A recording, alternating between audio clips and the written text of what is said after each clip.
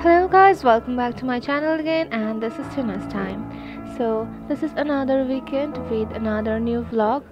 So last day আমি আর আমার friend মিলে আউটিংয়ে গেছিলাম অ্যান্ড আমরা গেছিলাম বাগবাজারের দিকে আর সেখান থেকে লঞ্চে করে আমরা হাওড়া ব্রিজের দিকে গেছিলাম। তো ফার্স্টে আমাদের ডেস্টিনেশন ছিল বাগবাজার সারদা মায়ের বাড়ি, দেন ওখান থেকে বাগবাজার ঘাট অ্যান্ড ওখান থেকে আমরা লঞ্চে করে হাওড়া ব্রিজের তলা থেকে গিয়ে হাওড়া অ্যান্ড দেন আমরা আবার পরের লঞ্চে করে ব্যাক করেছিলাম। So that was all the plan for last day. So শ্যামবাজারে চৌমাথায় নেমেছিলাম, এখান থেকে বাড়ি থেকে বাসের করে গিয়ে সেখানে নেমে আমি 1 কাপ চা নিয়ে নিয়েছিলাম বিকজ বিকালবেলা হলে চা ইজ মাস্ট।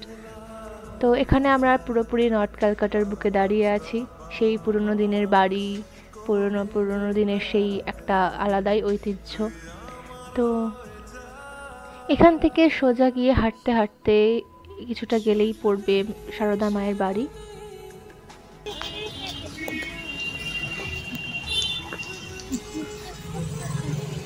যদি কখনো একা আসিস, ঠিক আছে, তো এই যে লাল মন্দিরটা, এটা খেয়াল রাখবি। এখান থেকে সোজা গেলে হচ্ছে বাগবাজার স্টেশন, সোজা এইদিকে গেলে হচ্ছে মায়ের বাড়ি হাড়ি এদিকে পড়বে, এইদিকে গেলে হচ্ছে শোভা বাজার আর ওইসব পড়বে এই দিকটায় গেলে অনেকটা।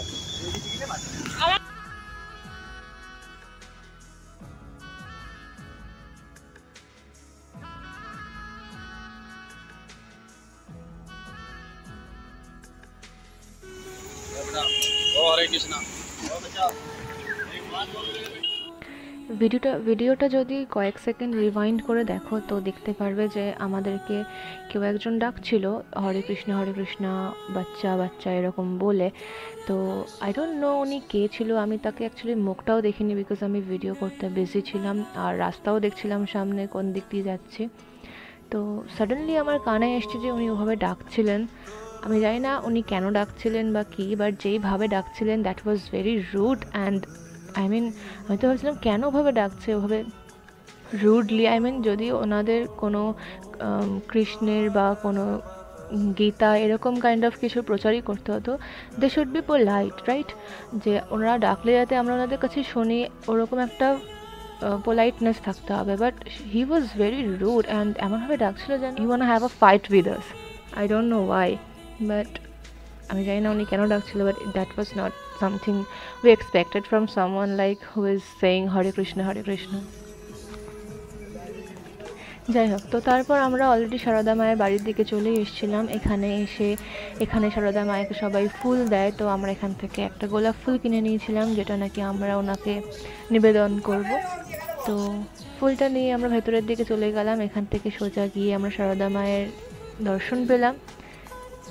আমরা ফার্স্টে ভেবেছিলাম যে ফটো তোলা ভেতরে হয়তো অ্যালাউ হবে না, বাট দেন ওখানে এমন কোনো ইনস্ট্রাকশন ছিল না যে মোবাইল বা photo capturing is not allowed. তো আমরা এখানে ছোট্ট করে একটু ভিডিও করে রেখেছিলাম। তো অ্যাকচুয়ালি রামকৃষ্ণ মারা যাওয়ার পর সারদা মা এইখানেই থাকতেন। তো এটাই ওনার কক্ষ ছিল যেখানে উনি থাকতেন, সেটাকেই ওনার মৃত্যুর পর এভাবে পুজো করা হয়, একটা তীর্থস্থান হিসেবে রাখা হয়েছে।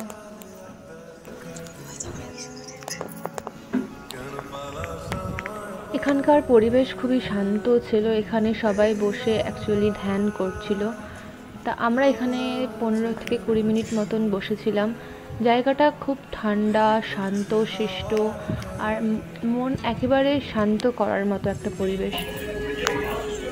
তো 15-20 মিনিট আমরা ওখানে মেডিটেশন টাইপের করার পর আমরা ওখান থেকে চলে যাব। তাই আমরা ওখানে নিচে নেমে দেখলাম যে ওখানে মাখা ভোগ যেটা হয় মায়ের, সেটা দিচ্ছে। তো আমরা সেটা নিয়ে নিয়েছিলাম। তো এই ছিল আমাদের মা সারদার বাড়ি দর্শন। এই জায়গাটা খুবই সুন্দর ছিল আর এই জায়গাটা অ্যাকচুয়ালি আমি তো জানতাম না। আমার সাথে যে গেছিলো শুভদীপ, সে আমাকে রেকমেন্ড করেছে যে এই জায়গাটায় চল, জায়গাটা খুব সুন্দর লাগছে। তো আমরা মায়ের বাড়ি দর্শন করে ওখান থেকে বেরিয়ে মায়ের ঘাট যেটাকে বলে বাগবাজার ঘাট, যেহেতু ওখানে মা স্নান করছেন, তো সেই ঘাট দর্শনে যাব। পুরনো কলকাতার বাড়ি ভাঙাচোরা হলেও এর মধ্যে একটা আলাদাই ভাব থাকে, সেই পুরনো দিনের যেই ভাব সেইগুলো এখনও থাকে। বাড়ির সামনে রক, যেখানে বসে আগেকার দিনের মানুষেরা, পুরুষেরা বা মহিলারা আড্ডা মারতেন বিকেলবেলায়। এইসব জায়গার একটা আলাদাই ঐতিহ্য রয়েছে, যেটা অ্যাকচুয়ালি নর্থ কলকাতা ছাড়া উপভোগ করা যায় না। তো আমরা অপোজিটে দেখতে পাচ্ছি, রাস্তা পেরোলেই মায়ের ঘাটের এন্ট্রি। এখান থেকে সোজা গেলে আমরা ঘাটের দিকে উঠে যাব।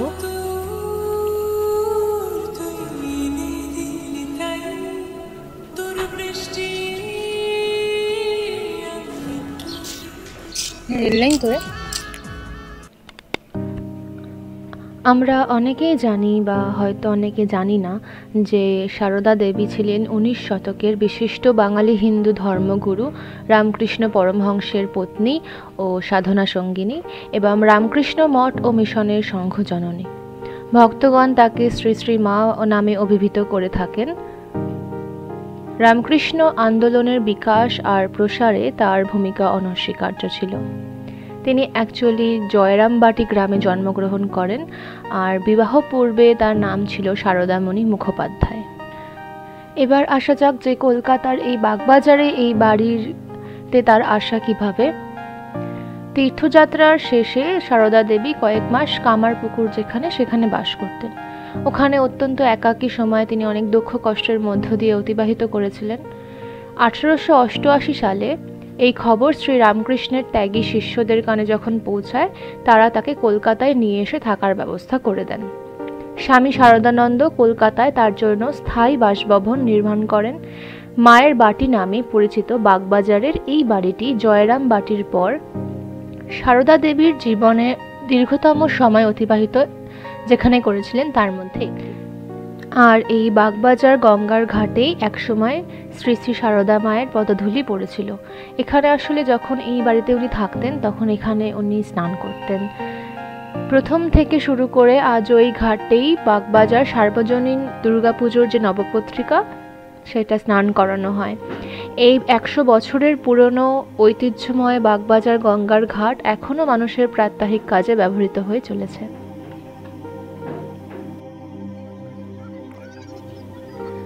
তো কথা বলতে বলতে আমরা হাওড়া ব্রিজ প্রায় পেরিয়ে যাব। হাওড়া ব্রিজ পেরিয়ে আমরা ওই পারে হাওড়ায় গিয়ে লঞ্চ থেকে নামবো।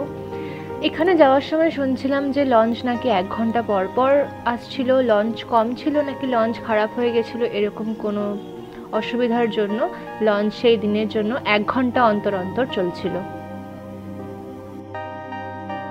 আমরা লঞ্চ থেকে নেমে গেছিলাম, তো 1 ঘন্টা আমরা এই হাওড়ার যে ফেরিঘাট সেখানেই ছিলাম।